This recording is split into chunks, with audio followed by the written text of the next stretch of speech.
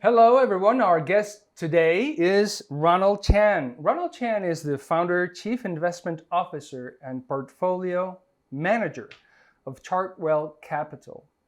Ronald is a regular contributor to Bloomberg Opinion and Financial Times Chinese. He's an adjunct professor at the Hong Kong University of Science and Technology MBA program and the author of two books: Behind the Berkshire Hathaway Curtain, Lessons from Warren Buffett's Top Business Leaders in 2010, and The Value Investors, Lessons from the World's Top Fund Managers. That was published in 2012, and I have a copy here of the Spanish translation that was released, I think it was this year or next year. We'll talk about that with Ronald in a moment. This interview will be, of course, as you can see, recorded in English. And with that, let me welcome Ronald Chan. Welcome to Value School. How are you? Thanks for having me. It's our pleasure. Ronald, when was this Spanish version of your book released in our country? Well, so the first edition came out in English. In English. That was published in 2012. And then the second edition came out in 2021. In the English edition. And then subsequently, after 9 months, the Spanish edition came out. And this one includes a chapter in which you offer a profile of Francisco García Paramés, founder of Value School. And you had a chance to spend some time with him today. And surprisingly enough, this is not the first visit to Spain. You told me before we were recording, off the record, so to speak, that you have a tradition of coming here once every year or twice a year. Why? Well, 12 years ago when I interviewed Francisco for the book, I fell in love with Spain because I was so surprised that in Spain you have such a good following of value investing as well as the fundamental approach to investing. And I was really surprised by the amount of knowledge Francisco has shared with me during the interview. And ever since then, I have been trying to come here every year, trying to learn from him. And through him and through some other fellow investors, I have built a pretty nice network in Madrid in particular. So I felt like, okay, if I ever come to Europe, I should stop by in Madrid, have some tapas and enjoy the city, watch a football game, and share perspectives among fellow investors. So Madrid has become a little mecca of investing for you, a place of pilgrimage you return to as often as you can. Certainly. We're glad. How did you start investing? Is investing something that runs in your family? Certainly. When I was young, it's actually featured in a book. So if you are interested, the book actually showcases and explains exactly why I started. But I remember when I was very young, my father told me that I should not do three things. I should do and find a job in which I don't have to hire a lot of people. Okay. More people, more human politics, forget it. I should not carry inventory. If you have unsold inventory, it's terrible, right? And then finally, I should not pay high rent in an international city like Hong Kong, because the rent will kill you. You're making all the money, you pay to the landlord. Yes. So I came to the conclusion that investing is the best thing to do in my life. First of all, the person to work with is the man in the mirror, myself. My inventory is my stock holding in the bank. They don't charge me much, and if I don't like it, I can sell it. And finally, I could work at home. So I took the easy way out to start investing and learn about investing. But then my late father at the time gave me a big challenge. He gave me some shares, and he asked me, why don't you pledge your shares at the bank? Take out a loan. If you could beat your cost of capital by investing in the market, you'll reach financial freedom. I thought that was easy, so I took his challenge. He gave me some shares, I put it in a bank, I took out a margin loan, and I started investing. And I was all over the map. I was trading in and out. I was treating every single minute like a special situation. I was looking at technical analysis and whatnot, and I lost a lot of money. And I had a margin call. And I knocked on the door. I asked my dad, "Dad, what am I supposed to do?" he said, son, I'll give you a lifeline. I'll give you a second chance. I will give you more shares. Pledge it again. But this time, think about how to stay rich and not necessarily how to get rich. So do you mean that trying to make money and trying to become rich was actually counterproductive, detrimental to your goal of becoming a good investor? Yes. That seems paradoxical. Yeah. So he said, just do something simple to stay rich by beating your very minimal cost of capital. And as I mentioned to you, I was all over the place, trading in and out, doing a lot of crazy things. But that was a watershed moment to me because I realized how terrible a son I was for losing my parents' money. And number two, I realized I didn't have the fundamental build up in me, the understanding in me, in becoming an investor. So that was a moment where I started looking off the internet and I came up with some books on investing. And thankfully, they were all related to value investing, talking about doing the right thing with the right principle, paying the right price. And then it was a life-changing moment for me so that I realized the essence of value. And it was really at those times during the internet bubble when I started investing. And so when everybody was buying Amazon and eBay and Cisco, I started buying Nike. I started buying P&G. And then the internet bubble burst and all my shares rallied and all the internet stocks tumbled. And I thought I was pretty smart. So the value investing, I guess, mechanism and the principle really saved me for losing more money. Yeah, so that was a really big lesson to me. And that was really when I started investing and realizing that I wanted to make this my career. And I realized that it's my passion. It's interesting that you mentioned looking to the internet for sources of learning, and you mentioned books. One question: before you tried your luck as an investor, your first failed attempt, had you had any training, formal training as an investor in technical analysis and whatever styles you were following at that point? Not really. I was just looking online. I remember in the old days there were a lot of charting programs, bigcharts.com, yahoo.com, you have a charting session and all that, and I would just look at that. Because as a layman, what is the first thing you do when you are given a stock to look at? You look at the chart. Yes. Whether or not you understand how to interpret the chart is another thing, but it seems natural that you look at the chart. Yes. And then so it's a very natural thing for me to be a technical indicator type investor in the beginning, until you realize the stock is representing a business and the business has fundamental values behind it, which is more important than just looking at the chart. And when you came across the books on value investing, researching for this interview, I found out that you first read Peter Lynch, which is an excellent introduction. But up until that time, you had not had a formal introduction to value investing either. Yes. So I want to thank Amazon. All right.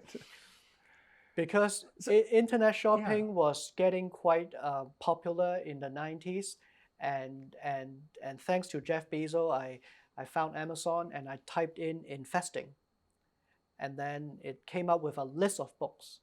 And then somehow, some way, Peter Lynch popped up, Learn to Earn. I read it. And after I click on it, it says, if you have bought this book, you may want to buy that book, on that book, and that Recommendations. book. Recommendations. Yes. And so it was the first book being Peter Lynch, Learn to Earn, and then Beating the Street, One Up on Wall Street, and then even the Motley Fool guides, and then came The Intelligent Investor, and then the Warren Buffett essays, and then Common Stocks and Uncommon Profits, Winning the Loser's Game. One by one, it was really through Amazon that I had the opportunity to purchase a lot of these books and to read them. And the Peter Lynch books were really enlightening to me because one line really resonated me. He said, if you cannot explain an idea to a 5-year-old kid, forget it. So I thought, okay, so explain to me what Cisco does. Yeah. To be honest, even to this day, after 20 years, I It's still have a hard. hard time Yeah. explaining to my kids Yeah. what Cisco does. But Nike, easy. I point at your shoes. Selling shoes. Very Yeah. easy. So, Yeah. so I really started off investing in things that I understand, I could touch, I could hold. And in that book, he also talked about grocery shopping Yeah. being your best venue Yeah. to look for the best ideas. Yeah. So I would go to a supermarket and I would look at all these different brands. And I was like the weirdest shopper because every brand I would flip to the back and see which company produced it. And I would have to jot down my mental memory of which is which. Obviously, the internet wasn't as popular. Yes. You know, it's not like one website would showcase all the brands. And so I would have to navigate my way out. And that was really a fun journey for me. Certainly. One of the questions that comes up most frequently from our followers is, do I need to attend school for, I don't know, for an 18-month long course on investing, or take an MBA program or similar in order to invest following the guidelines of Peter Lynch or Mr. Francisco Garcia Parames to become a value investor in some? Some of our guests here have answered that it's not absolutely necessary. You can become good by reading books and studying sources that are available freely on the internet. Some even say that it's not mandatory to have the CFA certification. What would you say to that? Well, yes and no. I say if you have a very good academic training, it certainly helps.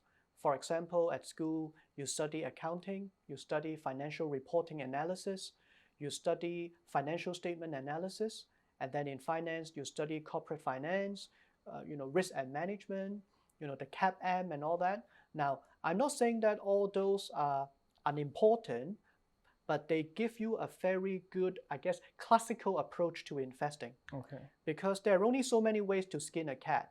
And if you don't know what DCF is, if you don't have an understanding of CAPM, you probably don't have a good understanding of capital allocation, risk management, the understanding of volatility and beta and all that.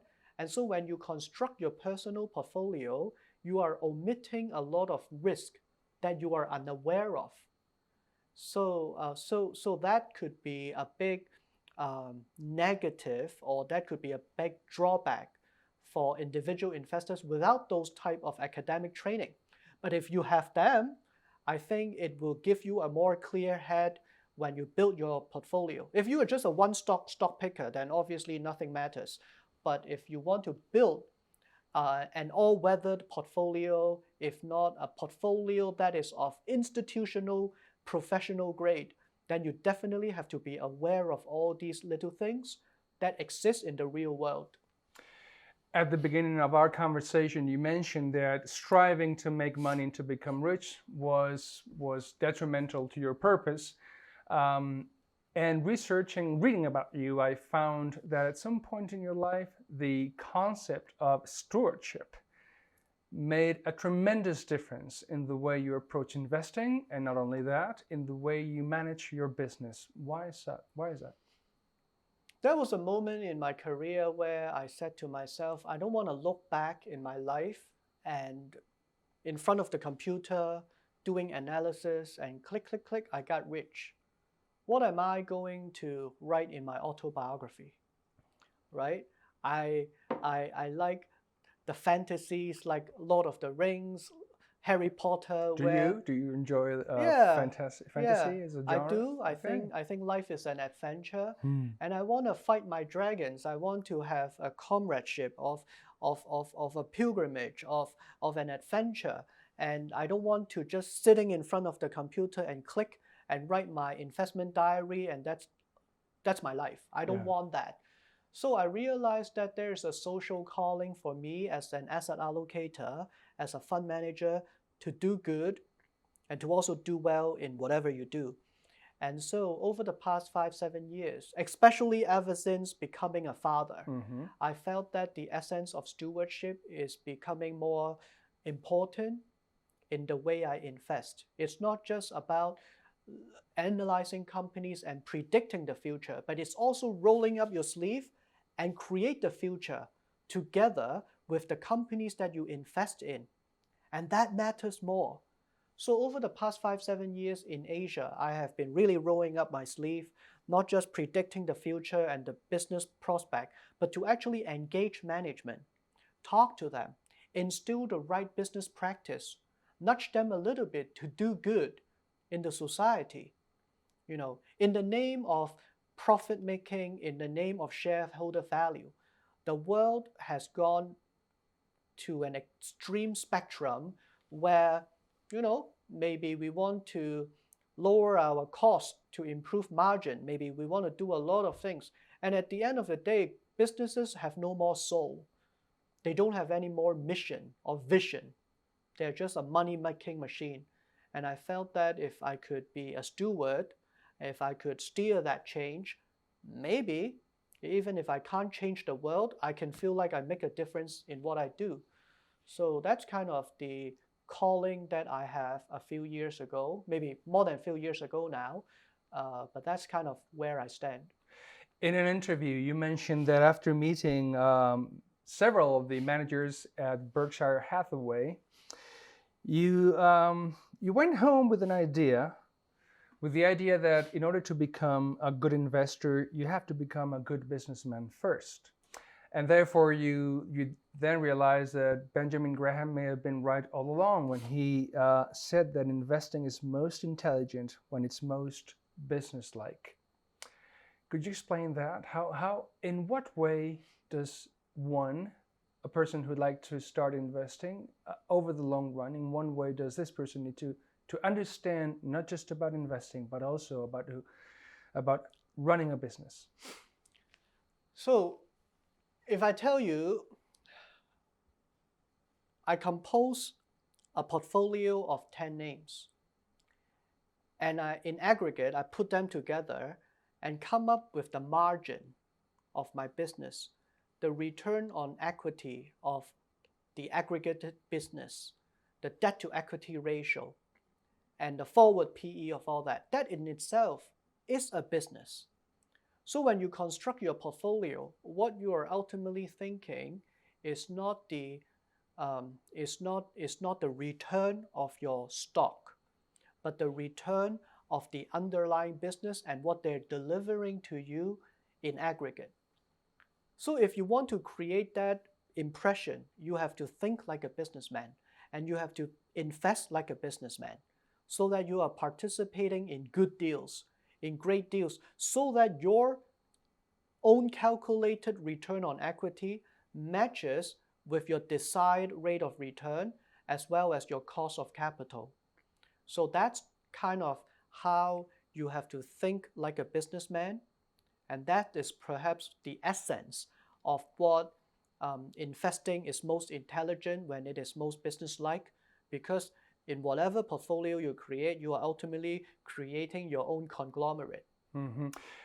All right, well, you just read my mind because I was going to ask you about that. According to that idea, would you consider yourself more of a buy and holder? You buy businesses with the intention of holding them for the long run, and if so, what's the rotation of your portfolio? What has it been lately? The rotation of our portfolio in dollar amount is quite high, but the rotation of the stocks, the underlying companies in the portfolio, is quite low. The reason why I say that is because the market over the past 5 years has been extremely choppy and volatile in Asia. In the name of a buy and hold strategy, you are always back to ground zero. Mm-hmm. So what we have to do is to really think about a model where you buy and hold and you rebalance your portfolio. Mm-hmm. I remember in the book when I interviewed Mr. Paramis, he said a stock that has gone up 30% is 30% less interesting. Mm-hmm. So what you have to do then is you have to tweak your portfolio weighting to a smaller amount if you think it is no longer of good value. But you don't want to sell it outright because it's still a good business. Mm-hmm. So by dynamically rebalancing your portfolio, I think it is a much easier and better way to navigate in this volatile environment.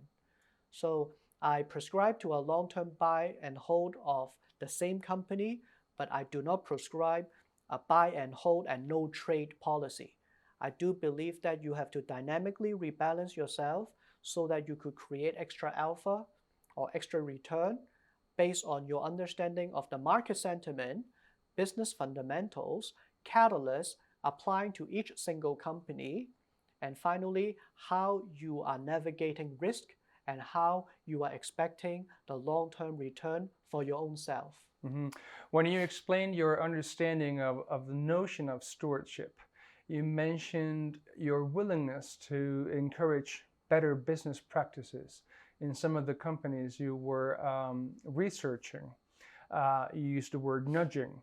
Do you do this before you decide to invest in them? When you have already decided to do so, when you are invested in them already? And to what extent, how long would you be willing to accompany them in this journey if they feel resistant to your invitation to maybe become better? Because for some people, this could be termed as activism.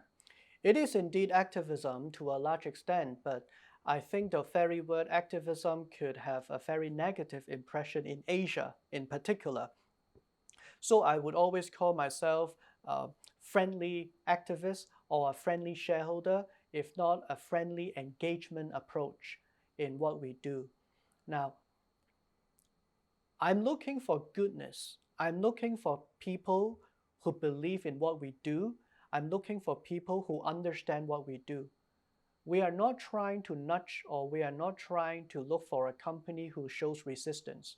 We are looking for friendly parties who accept our inquiries, accept our recommendations, and who are friendly to us at the same time. So there are 3,000 stocks just listed in Hong Kong. I'm sure you can find 10% of them who are willing to listen to you. And amongst these 10%, I'm sure 10% of that 10% could be an investment candidate. And even if you could just find those 10 investment candidates, that's 30 stocks already. That makes a very good portfolio. And if you could just rotate amongst those 30 names, that's a pretty nice, I guess, well-balanced portfolio. So to me, I'm not trying to pick a fight. I'm trying to pick on the right people who are willing to cooperate, who are ready, who are able, and who are capable to change. Let's delve a little bit more into the good business practices. What do you think about ESG criteria, environmental, social, and governance?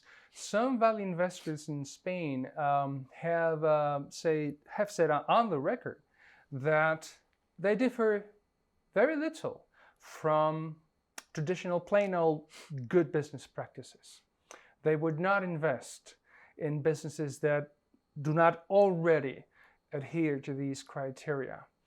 On the other hand, there have been managers that are more of the opinion that these criteria are the next marketing technique or buzzword in the industry. What's your take on ESG? I think when it comes to governance, it's given. Companies should have good governance to begin with. But in terms of environmental and social issues, I feel that they are also relevant. Obviously, in the words of greenwashing, nowadays, a lot of companies say they are going to do good and they're going to be kind to the environment. But I really want to understand and look beyond just those kind of greenwashing marketing materials, but to truly understand the purpose, the values, and the strategy of the business. I really want to see from senior management what they believe in. So environmental aspect, what are they really doing to improve on that front, rather than doing just the regular comply and explain and fill in the blanks. You know, it's not going to be useful. And then in the social front, I really want to see what the senior management cares about and what they're doing to empower the society and the next generation. So in that sense, I think ESG are important dialogues to have, but whether or not ESG or good ESG will derive and lead to good ESG premium for stocks. That I am not too sure about. I think it's still in a very early stage in the game where we could say good ESG practice lead to good long-term outcome. But I'm saying that if companies do good and do well in the E and S and G front, at least it's a quality company for investors to look at. So I do feel that ESG has become the buzzword. I'm particularly strong and a strong advocate in the social aspect of things, because a lot of social issues cannot be measured. Yes. And this is really a topic that people should discuss and think out loud together with all the stakeholders in the society, including a lot of listed companies, because they can make a change. In terms of all the environmental matters, I feel that it's a global issue, there's a global standard. But in terms of social issues, I think we should start a local dialogue, come up with a local metric that best represent each jurisdiction, each society, and then if we could come together one day and brainstorm whether these metrics are universal to all, that would be a good standard to set. So one thing I'm doing now in Hong Kong is to really be at the forefront of social issues, putting listed companies to do good, to empower the next generation, making sure that there's well-being within their corporation, making sure that it's not just about profit making, but there is employee satisfaction. Things like that are very important. You manage a fund that invests mainly, but not exclusively in Asia, or exclusively in Asia? Asia, I mean China, Hong Kong, Japan, for instance. Do you invest all over the world? We focus in Asia. Asia. But over the past 3 to 5 years, we have even narrowed our focus further. How come? 20 years ago, I thought I could conquer the world. I thought I could invest globally and I could be like Warren Buffett, until I realized I'm not Warren Buffett. And then 5-10 years ago, I thought, okay, if I cannot invest globally, I could at least invest regionally in Asia. Until I realized I'm not good at investing in every part of Asia. And then I said, all right, I'll just focus in Greater China. Until I realized I don't know much about China. Some of the policies may have driven people a bit, off course and into a tailspin. And then I realized, you know what? I'm just going to stay local. And now I'm just focusing on Hong Kong listed stocks, and I want to focus on the Greater Bay Area of China. I want to tell you why. The Greater Bay Area is the 12th largest economy in the world. This region alone has a GDP of 1.7 trillion US dollar. It is already larger than the entire Spain. And in about 7 to 8 years' time, economists suggest that the GBA will become a 5th, if not the 6th largest economy in the world, with a 3.7 trillion US dollar GDP. That will surpass the UK, surpass Germany.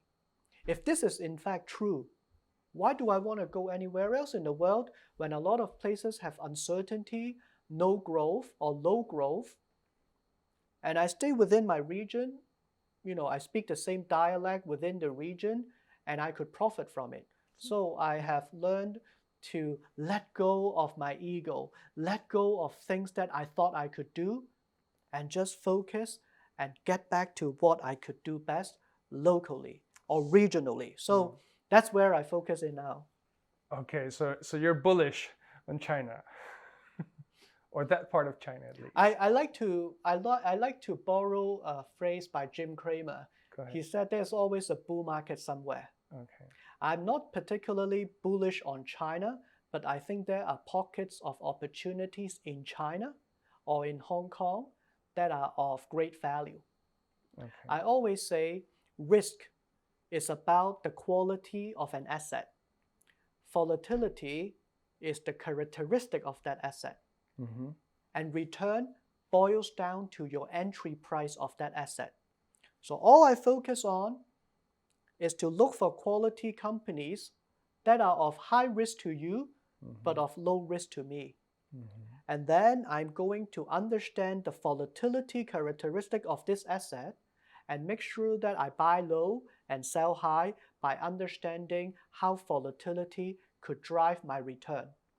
So by making sure that I keep my eye on these quality names, understand their behavior, be that volatility, and then I let the price, I let the value determine my entry price, and I just play around with that again and again and again, as simple as that.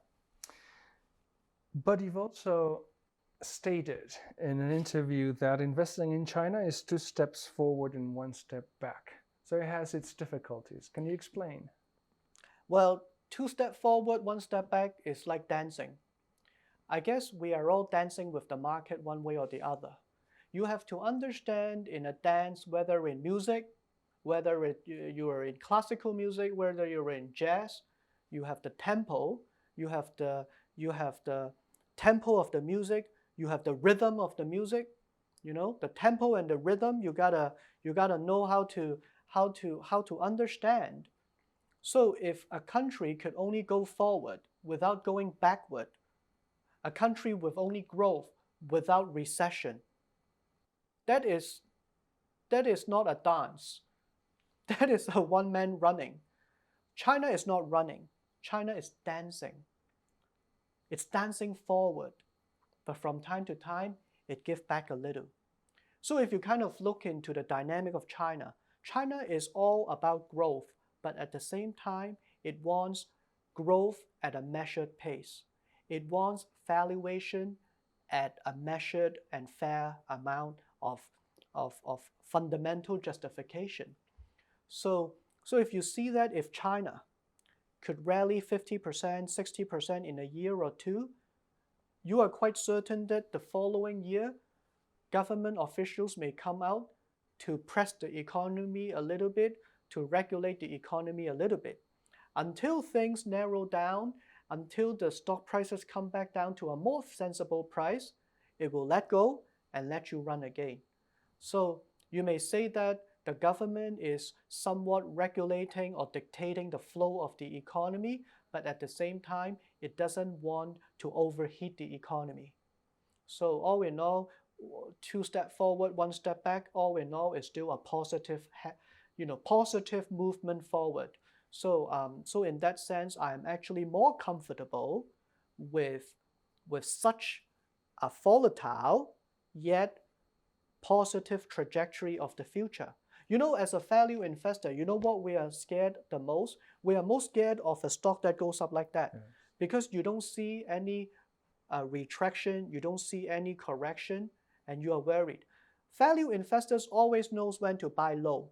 Buying low is our strength. But when to sell is always our weakness, because we calculate a fair value. When it reaches our fair value, we sell. As simple as that. But what will that make us? It makes us a value trader. We only know how to trade low, and we only sell when we think it's fair. So I think it's actually good for value investor to understand the dynamic of the system and to go in, go out, go in, go out, and to rebalance yourself. So that's kind of the approach that I'm more comfortable with. Okay, let me quote you again, because I think the following idea encapsulates a piece of advice for Western investors. Open quotes, international investors focused on China need to accept having their toes stood on occasionally in order to benefit from long-term returns and opportunities in the country. End of quote. What do you mean? Well, honestly, some of the ideas and policies implemented by China may drive people nuts, for a lack of better word, Only Westerners or even the locals. Even locals. But you have to understand the logic. And And a lot of things that happened, for example, last year when they started regulating some of these mega caps, Yes. when they started regulating education companies, and then video gaming. Yeah, it drives people crazy. But if you try to understand the social issues in China, you would begin to understand. So I think we need more communication. We need an open dialogue to express the various viewpoints of why Chinese policymakers make the policies the way they make it. There's definitely a stronger need for public relations, a stronger need for even, open consultation. In Hong Kong, whenever we have a policy, we have a public consultation. Sometimes maybe there's a lack of that in some parts of China, which may not give investors the comfort.